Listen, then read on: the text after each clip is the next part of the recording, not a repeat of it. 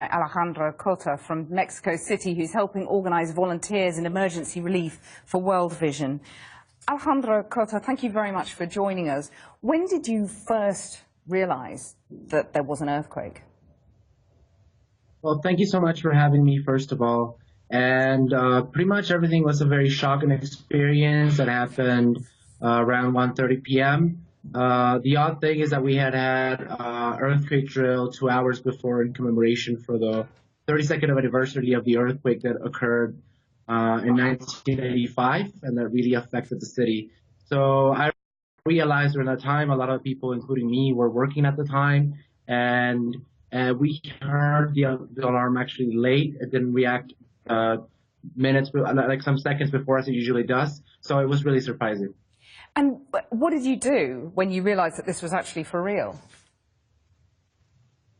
Well, as us as World Vision, as experts in disaster relief and disaster recovery, we know and we're trained to know that we have to, first of all, stay calm in all these kind of situations, not panic, and just make sure that when you hear the alarm, if you are in the fourth floor, and if you're in less than a fourth floor, to get out of the building as soon as possible, and to stay in a safe area.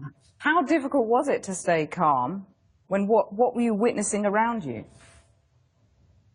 Well, definitely keeping calm was difficult at a certain point because there were a lot of people in a lot of distress at that moment, particularly people that had lived the earthquake in 1985. We could see some debris falling off from some buildings.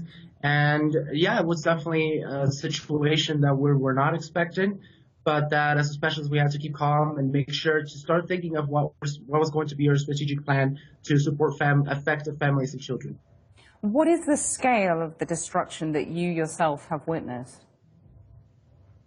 According to the information that we have received, so far we know that 44 buildings have collapsed, out of which many of them are still doing search for people to get them out of the rubble that was generated. A lot of schools were also affected, and we know that there's a death toll of more than 200 people in Mexico so far.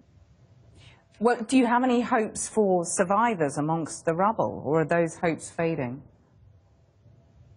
Well, I've always think that it's important always to be optimistic. As you've seen, a lot of the citizens have committed to helping rescue teams.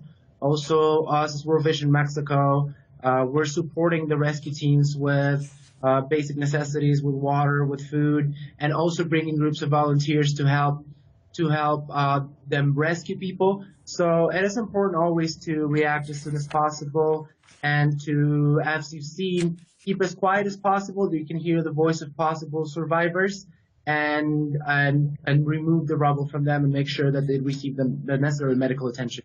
Alejandro Cota, thank you very much for joining us.